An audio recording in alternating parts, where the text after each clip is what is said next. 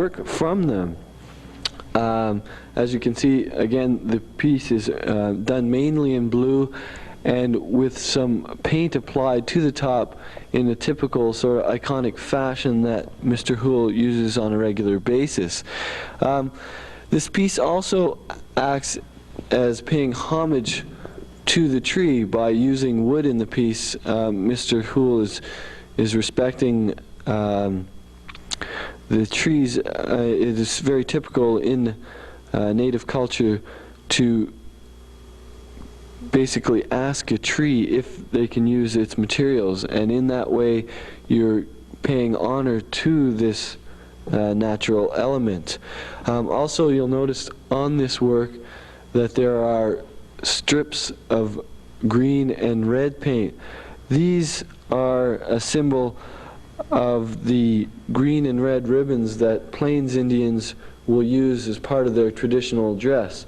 And in this painting, these green and red strips act as power symbols. The next piece by Mr. Hoole is entitled Ojibwe Leaves. This piece was created on mylar using red oxide, linseed oil, and oil paint. Very basically, Mr. Hoole is a Soto Indian, which is part of the Ojibwe tribe, and the leaves refer to a common design used in beadwork and quill work of the early 20th century by his people. Mr. Hoole felt this would be appropriate because the Indians also of Temagami are of Ojibwe ancestry. You can see also how he has used the paint in a dripping fashion to add a certain sense of drama to the work and is used as a compositional device.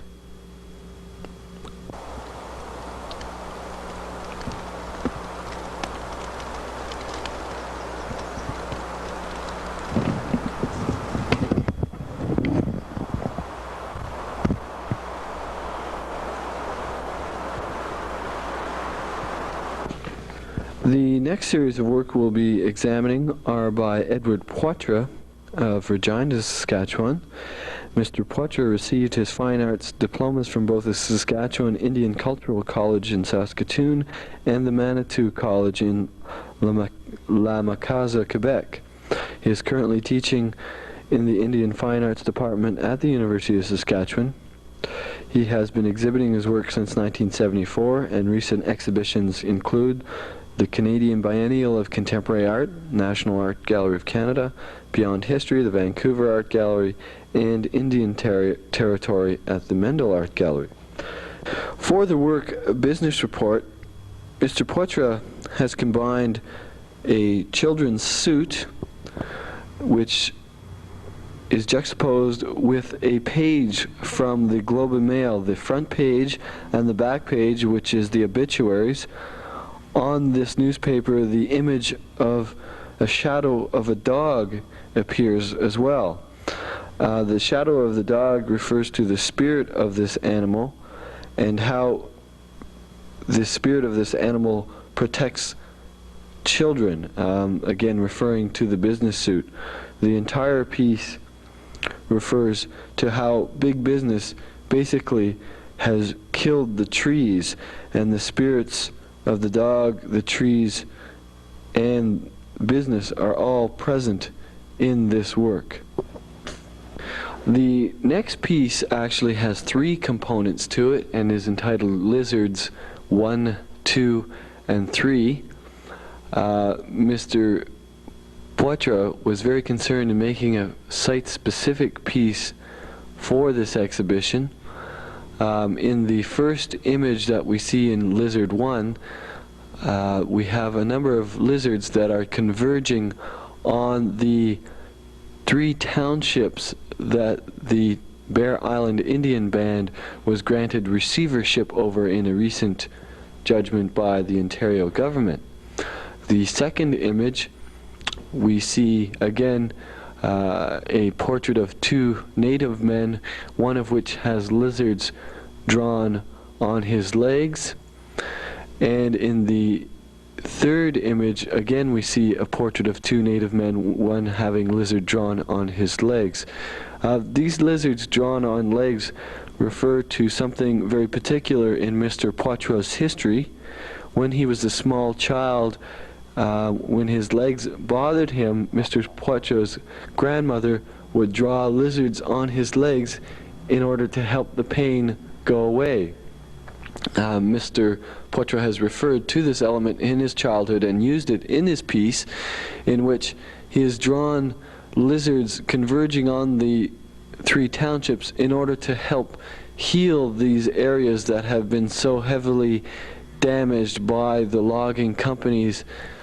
And the other two photographs in this piece also symbolize, you can notice that one of the native men in the first image is holding a drum, and in the second image the native man is holding a gun.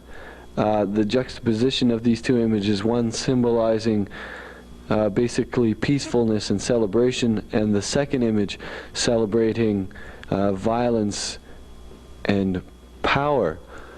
So we see how Mr. Poitras incorporated a number of things from his history, as well as particular elements from the Temagami area to create this piece. The second piece, entitled Lizard Number 2, Mr. Poitras has outlined an area which is an imitation of the three areas encompassed in the township in the first image. On this area he has put ground down, and again he has made lizards using a plastic clay, and again these lizards are all converging on this township area as a source of healing for this entire area that, again, as has been logged and the environment has been ignored. The last work in this lizard series, number 3, is actually a mirror with the words, "My grandmother would draw lizards on my legs to remove the pain," stenciled on top of it. Mr. Poitras incorporated this piece. He wanted to situate this piece directly across from the first image of Temagami and the native men with lizards on their legs, in order to create a kind of a zone that the viewer would pass through, and also in order to reflect the first piece into the mirror so that you could not ignore it. So it is constantly reminding you of the imagery and the symbols of the first piece. For this last piece by Mr. Poitras, he was interested in creating a site-specific piece while he was here at the Whitewater. He has incorporated a number of elements that have a great deal of importance to the Temagami issues and situation. The wood, obviously, very obvious because the trees being chopped down in the area. Again, he has used the image of a lizard on this piece to tie it in with his other works. And also on the outside, this piece projects out onto the street with a lead impression of the wood, as well as a wood pile, as I said earlier, on the street. There's no deeper meaning to this piece. It's basically a site-specific installation, just incorporating materials and ideas that are consistent with the exhibition as a whole.